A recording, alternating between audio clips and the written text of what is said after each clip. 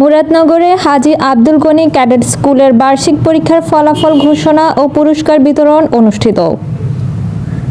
কুমিল্লা জেলার মুরাদনগর উপজেলার ধনপতি খোলা হাজী আব্দুল গনি ক্যাডেটসের বার্ষিক পরীক্ষার ফলাফল ঘোষণা ও পুরস্কার বিতরণ অনুষ্ঠিত হয়েছে।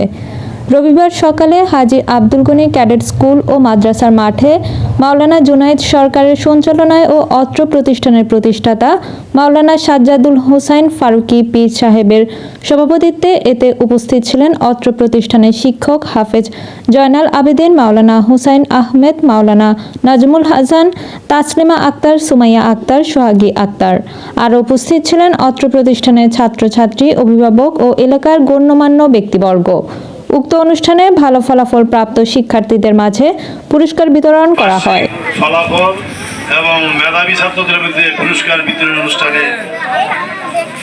অনুষ্ঠান যারা ভালো লেখাপড়া করেছ তাদের রেজাল্ট ভালো হয়েছে, আর যারা ভালো হয় নাই তারাও মন খারাপ করার কোনো কারণ নেই। যারা ভালো করছে তোমরা চেষ্টা করো সামনে আরো ভালো করার জন্য, যেন তোমরা ভবিষ্যতে আরো ভালো রেজাল্ট করে সুন্দর মেধা পুরস্কার নিতে পারো, সেই দিকে তোমরা সচেষ্ট থাকবে।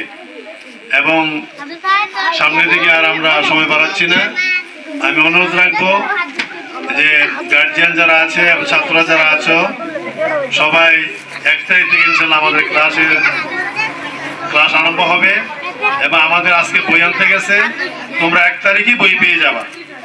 1 তারিখে বই পেয়ে যাবে ইনশাল্লাহ।